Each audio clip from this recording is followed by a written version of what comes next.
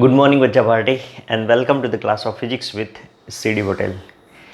જો મિત્રો આપણે પ્રીવિયસ લેક્ચરની અંદર કોઈ વિદ્યુત ભારની સંરચનાને કારણે તેની સ્થિતિ ઉર્જાની સમજૂતી મેળવી, જેની અંદર આપણે વાત કરેલી કે ધારો કે આ પ્રમાણે કોઈ વિદ્યુત ભાર ક્યુને મૂકેલો છે, ધન વિદ્યુત ભાર ક્યુ છે, એની આસપાસ વિદ્યુત ક્ષેત્ર છે અને આ ક્ષેત્રમાં કોઈ આર બિંદુએથી કોઈ પરીક્ષણ વિદ્યુત ભાર એટલે કે ધન વિદ્યુત ભાર લઈ લઈએ અહીંયા આગળ.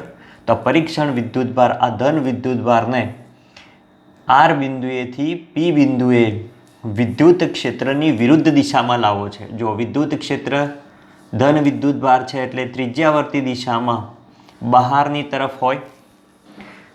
હવે કોઈ પરીક્ષણ, આ જે ધન પરીક્ષણ વિદ્યુત ભાર છે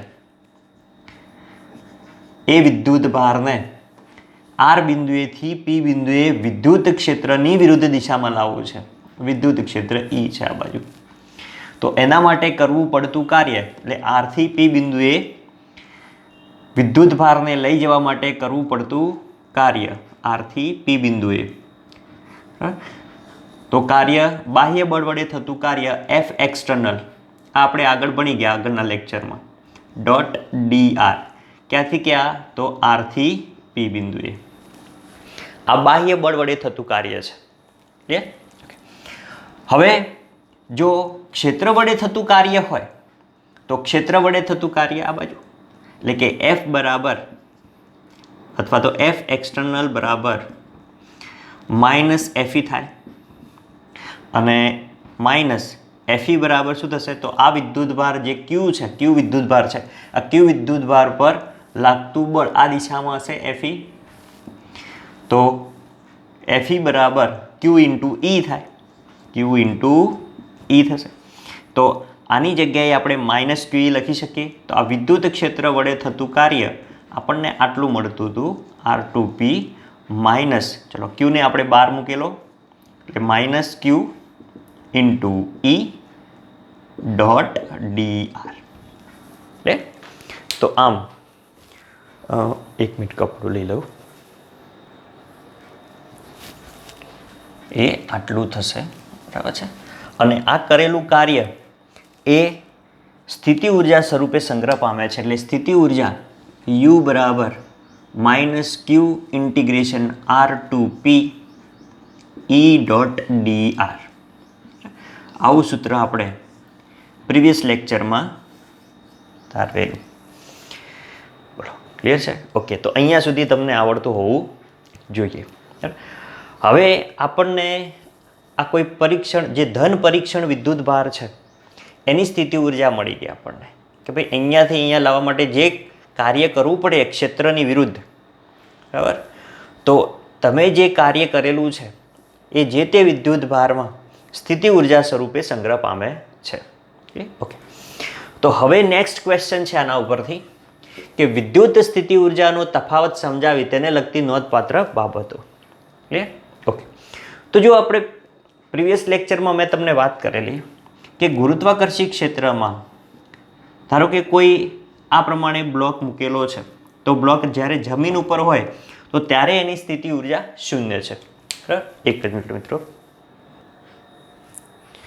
હા, તો જુઓ કે આગળ જોયું એ પ્રમાણે કે આ પ્રમાણે જમીન ઉપર કોઈ બ્લોક પડેલો હોય તો જમીન ઉપર બ્લોકની સ્થિતિ ઉર્જા યુ બરાબર એમ જી એચ પ્રમાણે જો ઊંચાઈ 0 હોય, એચ બરાબર 0 હોય તેની સ્થિતિ ઉર્જા 0 થાય. આની વાત આપણે કરેલી. કે હવે ધારો કે આ બ્લોકને આપણે સહેજ કંઈક ઊંચાઈએ મૂકીએ છીએ, બરાબર, કારણ કે સ્થિતિ ઉર્જા એ પદાર્થની સ્થિતિ ઉપર આધાર રાખે છે.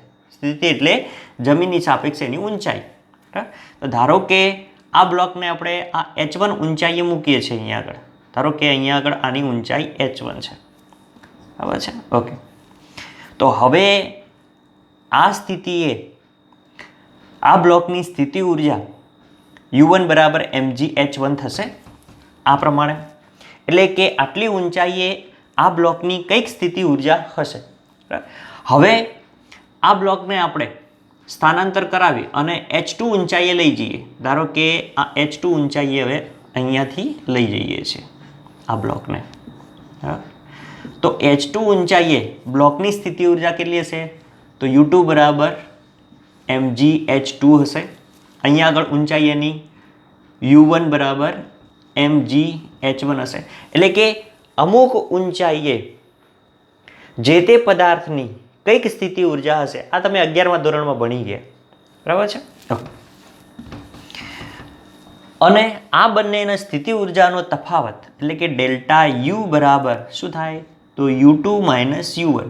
તફાવત એટલે અંતિમ માઇનસ પ્રારંભિક. તો જુઓ અહીંયા આગળ mg H2 માઇનસ H1, બરાબર. mg ને આપણે કોમન લઈ લીધા. જુઓ આની અંદર mg, આની અંદર mg, બરાબર. તો mg H2 માઇનસ H1 આ પ્રમાણે થશે ને. mg H2 U2 બરાબર માઇનસ mg H1. તો mg કોમન લઈ લઈએ તો શું થશે? H2 માઇનસ H1, બરાબર. તો આ ગુરુત્વાકર્ષી ક્ષેત્રમાં કોઈ પદાર્થની સ્થિતિ ઉર્જાનો તફાવત છે. ક્લિયર? એ જ પ્રમાણે વિદ્યુતની અંદર વિદ્યુત સ્થિતિ ઉર્જાનો તફાવત પણ આપણે આ પ્રમાણે લઈ શકીએ. ક્લિયર? ઓકે.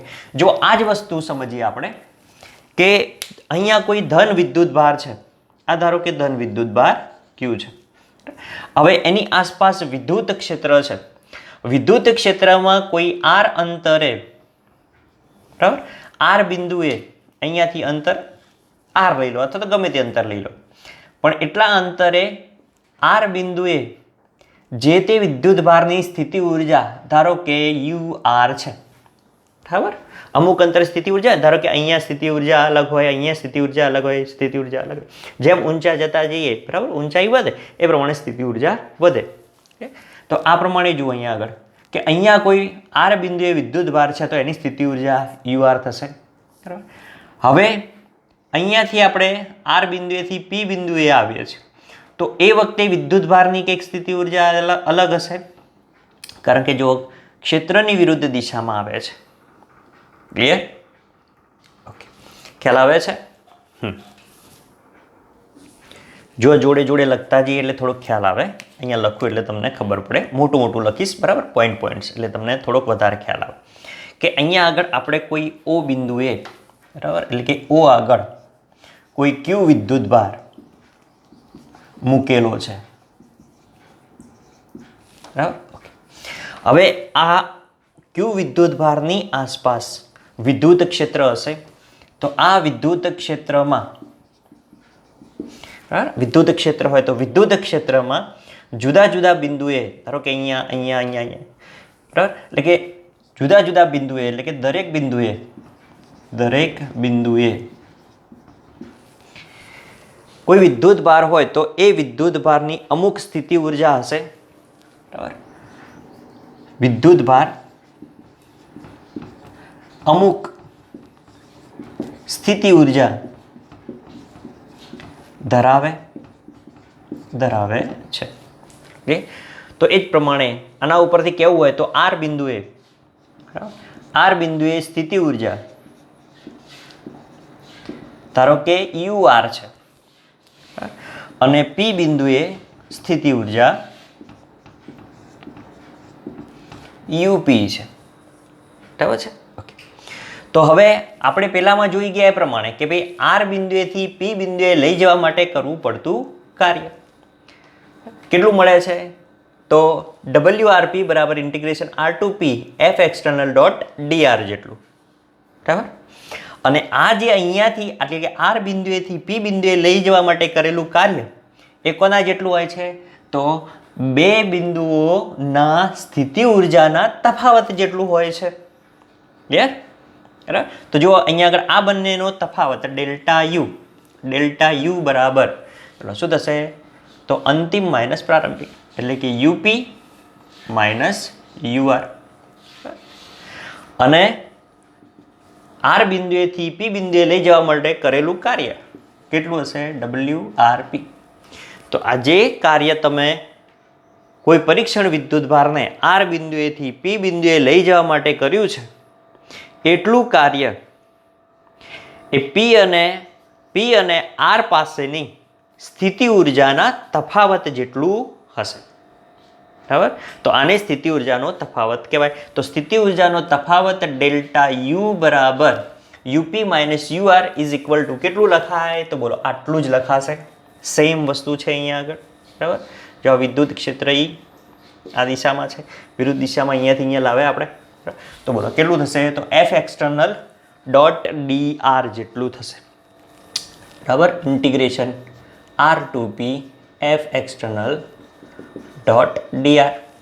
અને આની જગ્યાએ આપણે હમણાં લખીએ પ્રમાણે આ જ લખી શકો તમે, બરાબર. તો આ ડેલ્ટા યુ બરાબર ડાયરેક્ટલી હું પેલું લખી દઉં છું કે minus Q integration r to P E dot d R, બરાબર. એટલે કે કરેલું કાર્ય એ તે બે બિંદુઓ વચ્ચેના સ્થિતિ ઉર્જાના તફાવત જેટલું હોય છે. ક્લિયર? તો આ થઈ ગયો વિદ્યુત સ્થિતિ ઉર્જાનો તફાવત. વિદ્યુત સ્થિતિ ઉર્જાનો તફાવત કેટલો હોય? તો વિદ્યુત ક્ષેત્રમાં કોઈ બે બિંદુઓ, બરાબર, ધારો કે આર અને પી હોય તો આરથી પી બિંદુએ લઈ જવા માટે કરેલું કાર્ય એ તે બિંદુઓ વચ્ચેના સ્થિતિ ઉર્જાના તફાવત જેટલું હોય છે. તો આને શું કહીશું આપણે? સ્થિતિ ઉર્જાનો તફાવત. બોલો ક્લિયર? ઓકે. જો વિદ્યુત સ્થિતિ ઉર્જાના તફાવતની આપણે વ્યાખ્યા લખવી હોય તો જો આ પ્રમાણે આપણે લખી શકીએ એની વ્યાખ્યા કે કોઈ વિદ્યુત ભાર Q ને, કોઈ વિદ્યુત ભાર Q ને, ધારો કે અહીંયા કોઈ વિદ્યુત ભાર છે તો આપણે વ્યાખ્યા લખવી હોય સ્થિતિ ઉર્જાના તફાવતની વ્યાખ્યા, તો કોઈ વિદ્યુત ભાર, જો આ પ્રમાણે કે કોઈ વિદ્યુત ભાર Q ને એક બિંદુ એથી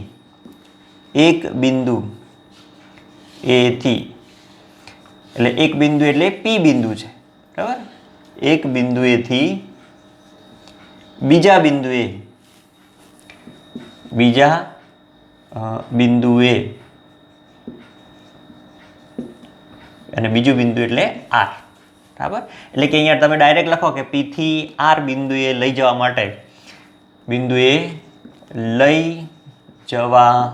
માટે બરાબર, આરથી પી બિંદુએ લઈ જવા માટે ક્ષેત્રની વિરુદ્ધમાં કરવું પડતું કાર્ય, વિદ્યુત ક્ષેત્રની વિરુદ્ધમાં કરવા પડતા કાર્યને તે બે બિંદુઓ વચ્ચેના વિદ્યુત સ્થિતિમાનના અથવા તો વિદ્યુત સ્થિતિમાનનો તફાવત કહે છે. જો ફરી એકવાર આના ઉપરથી લખવાનું આપણે, બરાબર, કે કોઈ વિદ્યુત ભાર Q ને એક બિંદુએથી બીજા બિંદુએ એટલે કે આરથી પી બિંદુએ લઈ જવા માટે ક્ષેત્રની વિરુદ્ધ, માઇનસ એ શું દર્શાવે છે? વિરુદ્ધ દિશા. એટલે ક્ષેત્રની વિરુદ્ધ દિશામાં કરવા પડતા કાર્યને તે બે બિંદુઓ વચ્ચેના વિદ્યુત સ્થિતિમાનનો તફાવત કહે છે, એટલે કે ડેલ્ટા યુ. તો આ પ્રમાણે વિદ્યુત સ્થિતિ ઉર્જા સમજી શકાય. ચલો, એને લગતી નોંધપાત્ર બાબતો છે, એટલે બે વસ્તુઓ છે એની અંદર. તો પહેલા હું લખી દઉં છું કે વિદ્યુત સ્થિતિમાનનો તફાવત એ વિદ્યુત ભારના માત્ર પ્રારંભિક અને અંતિમ સ્થાન પર આધાર રાખે છે. અંતિમ સ્થાન પર આધાર રાખે છે, બરાબર. એ ગતિપથ પર આધારિત નથી, એ તેના ગતિપથ પર આધારિત નથી. ક્લિયર?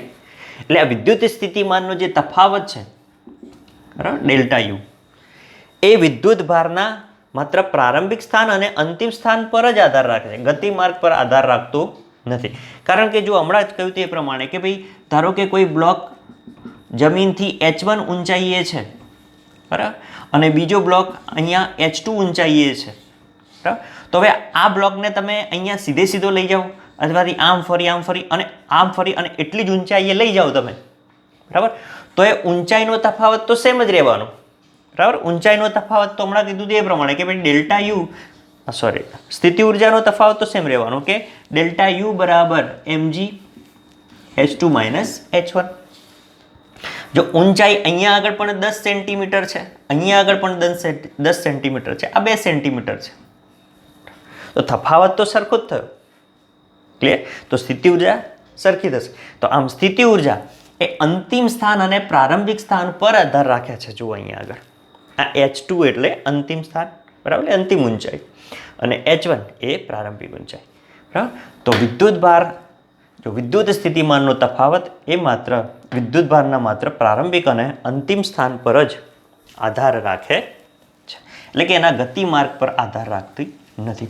એ જ પ્રમાણે અહીંયા આગળ પણ સેમ જ વસ્તુ છે કે ભાઈ આને તમે અહીંયાથી આમ લઈ જાઓ, અહીંયાથી આમ લઈ જાઓ, અહીંયાથી આ પ્રમાણે આમ લઈ અને આમ લઈ જાઓ, બરાબર, તો પણ સ્થિતિ ઉર્જા જે છે એના માર્ગ પર આધાર રાખતી નથી. ક્લિયર? તો આ પ્રમાણે આ પહેલો મુદ્દો આપણે સમજી શકીએ. ક્લિયર? ઓકે, ચલો બીજી એક બાબત છે કે સ્થિતિ ઉર્જા લખી દઈએ. ચલો,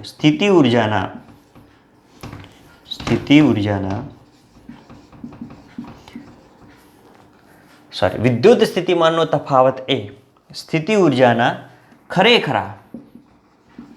ખરેખરા એટલે કે નિરપેક્ષ મૂલ્યો પર આધાર રાખતી નથી, અથવા તો નિરપેક્ષ મૂલ્યોનો કોઈ અર્થ નથી. નિરપેક્ષ મૂલ્યોનો કોઈ અર્થ નથી, બરાબર. વિદ્યુત સ્થિતિમાનના તફાવતમાં સ્થિતિ ઉર્જાના ખરેખરા એટલે કે નિરપેક્ષ મૂલ્યોનો કોઈ અર્થ નથી, એટલે કે એનો કોઈ મતલબ નથી એકલું જો નિરપેક્ષ મૂલ્ય લેવામાં આવે તો, પરંતુ માત્ર સ્થિતિ ઉર્જાના તફાવતની સાપેક્ષમાં જ તેની અગત્યતા રહેલી છે, અથવા તો અગત્યતા છે.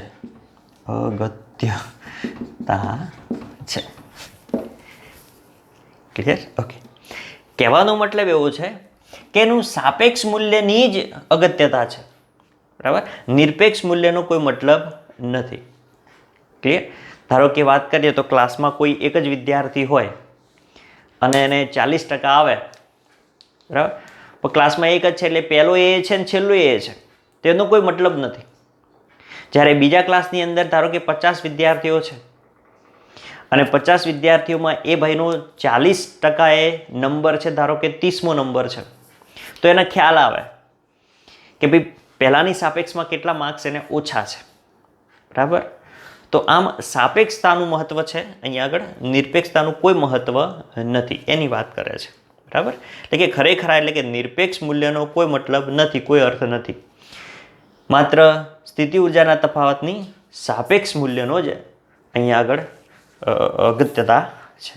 એટલે તો આ એની બે નોંધપાત્ર બાબતો છે, બરાબર. તો આપણે એને આ પ્રમાણે સમજી શકીએ. બોલો, તો સ્થિતિ ઉર્જામાં ખ્યાલ આવી ગયો હશે. સ્થિતિ ઉર્જાના તફાવતની વાત કરીએ. હવે આ તો આપણે વાત કરી કે કોઈ વિદ્યુત ભારને એક બિંદુએથી બીજા બિંદુએ લઈ જઈએ તો તે બે બિંદુઓ વચ્ચેનો વિદ્યુત સ્થિતિમાનનો તફાવત. પણ જો આપણે કોઈ પર્ટિક્યુલર એક બિંદુએ વિદ્યુત સ્થિતિ ઉર્જા શોધવી હોય, ધારો કે આપણે પી બિંદુએ વિદ્યુત સ્થિતિ ઉર્જા શોધવી છે, તો પી બિંદુએ સ્થિતિ ઉર્જા માટે શું કરવું પડે? તો આ આરને આપણે અનંત અંતરે મૂકી આવીએ, બરાબર, અને અનંત અંતરે યાદચ્છિક રીતે વિદ્યુત સ્થિતિ ઉર્જા 0 લઈ લઈએ તો આપણને પી બિંદુ આગળની સ્થિતિ ઉર્જા મળે. ક્લિયર?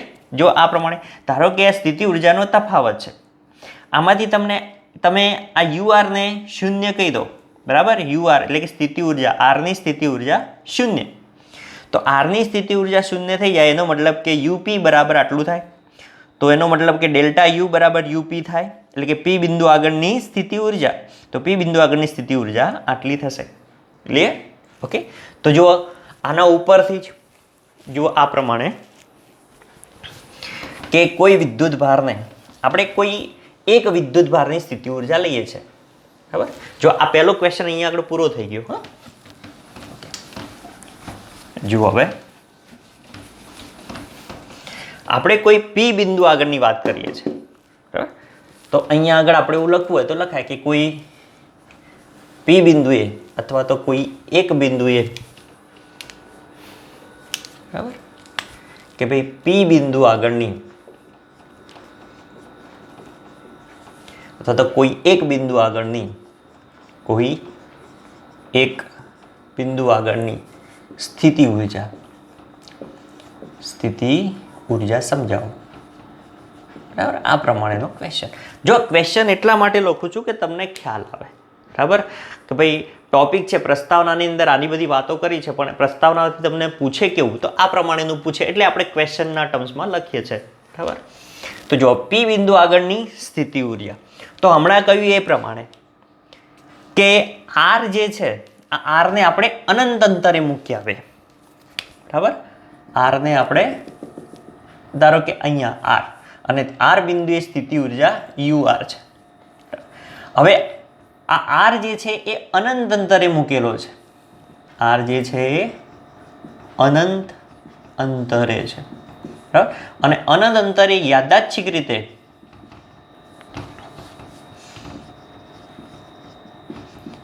સ્થિતિ ઉર્જા શૂન્ય છે, બરાબર. યાદચ્છિક રીતે સ્થિતિ ઉર્જા આપણે શૂન્ય લીધેલી છે. તો હવે અનંત અંતરે સ્થિતિ ઉર્જા શૂન્ય થાય તો જો તે બંને વચ્ચેનો સ્થિતિ ઉર્જાનો તફાવત, તો જો ડેલ્ટા યુ બરાબર U P minus U R, R એટલે આરની જગ્યાએ હવે ઇન્ફાઇનાઇટ લખવાનો થાય અહીંયા આગળ, બરાબર. એટલે યુ ઇન્ફાઇનાઇટ લખ્યો છે મેં, ઇઝ ઇક્વલ ટુ, ચલો હવે આ અનંત અંતરેથી વિદ્યુત ક્ષેત્રની વિરુદ્ધ દિશામાં, વિદ્યુત ક્ષેત્ર આ દિશામાં છે, વિદ્યુત ભાર ક્યુ એ છે, તો વિદ્યુત ક્ષેત્રની વિરુદ્ધ દિશામાં લાવવા માટે કરવું પડતું કાર્ય, તો ડબલ્યુ ક્યાંથી ક્યાં, તો હવે ઇન્ફાઇનાઇટથી પી બિંદુએ લાવવા માટે કરવું પડતું કાર્ય. ક્લિયર છે? ઓકે. તો એ વખતે સ્થિતિ ઉર્જાનો તફાવત, ચલો અનંત અંતરે સ્થિતિ ઉર્જા કેવી છે, યાદચ્છિક રીતે શૂન્ય લીધેલી છે, તો આ 0 થઈ જાય, બરાબર. તો ડેલ્ટા યુ બરાબર યુપી માઇનસ 0, અને -0 એટલે આપણે અહીંયા આગળ લખતા નથી. ચલો હું લખી દઉં છું હાલ પૂરતું કે ડબલ્યુ ઇન્ફાઇનાઇટ ટુ પી. તો ધેરફોર યુપી થઈ જશે સ્થિતિ ઉર્જાનો તફાવત, ડેલ્ટા યુ બરાબર U P is equal to W infinite to P. W એટલે કાર્ય, બરાબર, કે કોઈ વિદ્યુત ભારને અનંત અંતરેથી પી બિંદુએ વિદ્યુત ક્ષેત્રની વિરુદ્ધ દિશામાં લાવવા માટે કરવું પડતું કાર્ય. ક્લિયર? ઓકે. તો એ કાર્ય કેટલું થશે, તો હવે આના જેટલું જ, પણ આને હવે આપણે આ પ્રમાણે લખીએ માઇનસ ક્યુ. ક્યાંથી ક્યાં લાવો છો, અનંત અંતરેથી પી બિંદુએ, ઈ ડોટ ડી આર, બરાબર. તો આ કોઈ પી બિંદુએ વિદ્યુત સ્થિતિ ઉર્જા થઈ ગઈ. ક્લિયર? આ પ્રમાણે બોલો, આવડે એવું એકદમ ઇઝી, બરાબર. ચલો હવે કોઈ પી બિંદુએ જો આપણે વિદ્યુત સ્થિતિ ઉર્જાની વ્યાખ્યા લખવી હોય તો શું લખાશે, ચલો તો આ કોઈ પી બિંદુ આગળ, હા, કોઈ પી બિંદુ આગળની સ્થિતિ ઉર્જા, ક્લિયર? ઓકે.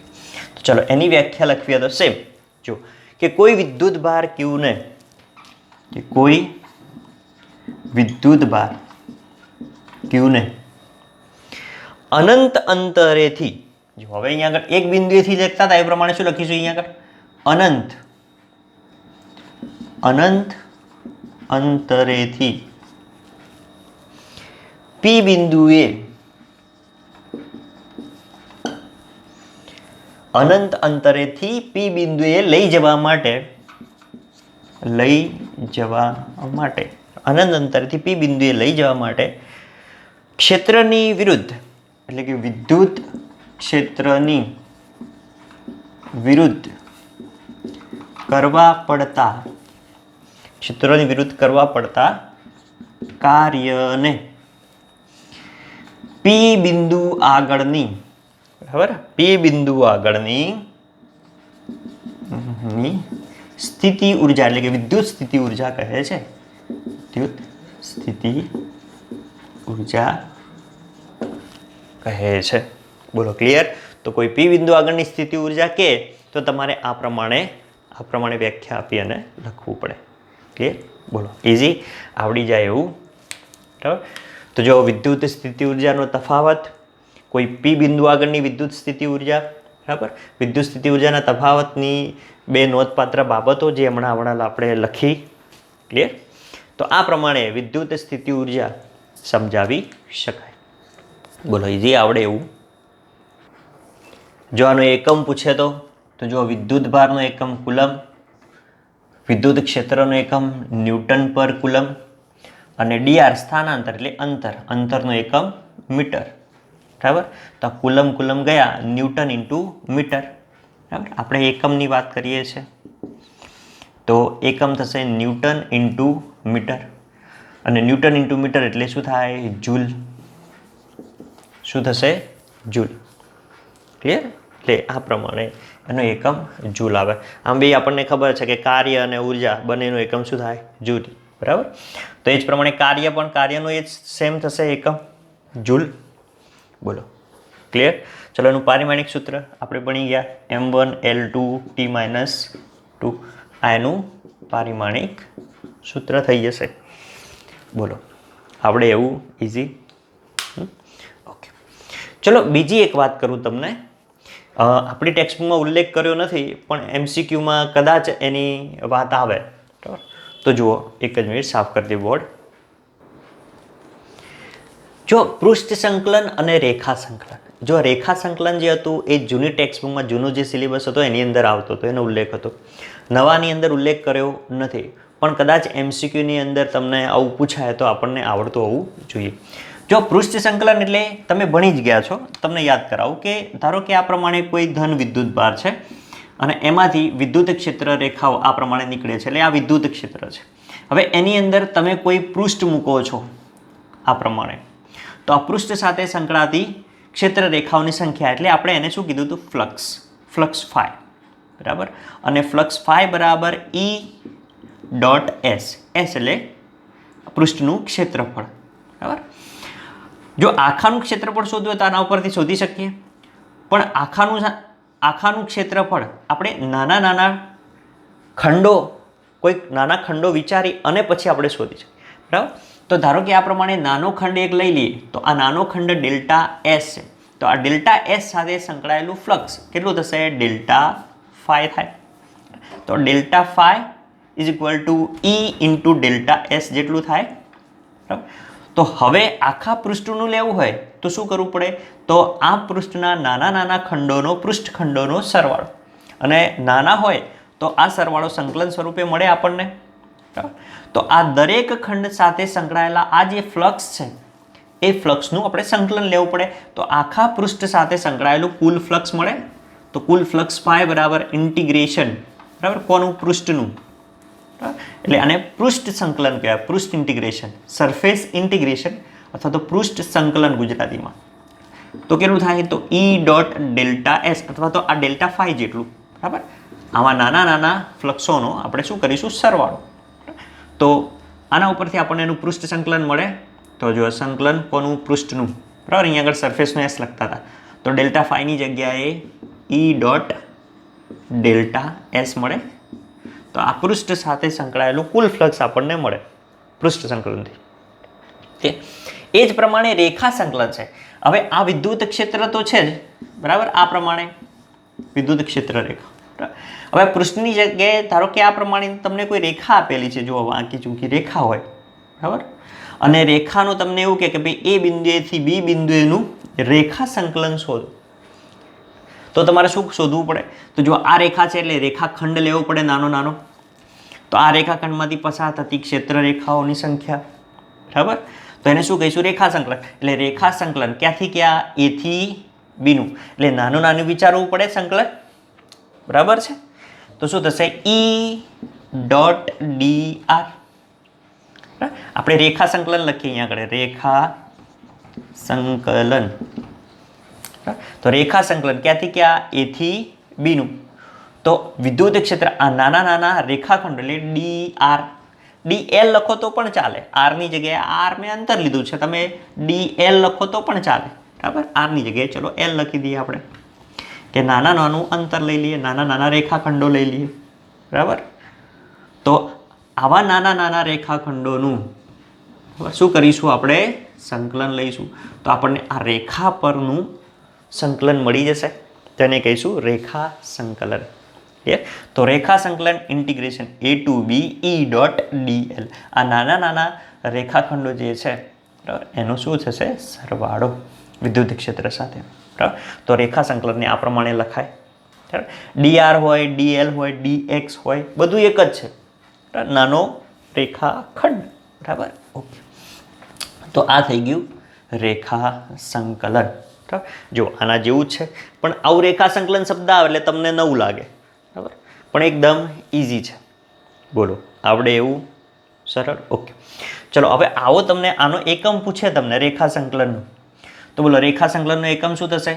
તો વિદ્યુત ક્ષેત્રનો એકમ ન્યૂટન પર કુલમ ઇન્ટુ, ચલો આનો એકમ લંબાઈ છે એટલે મીટર, તો ન્યૂટન ઇન્ટુ મીટર એટલે કે શું થશે? જૂલ.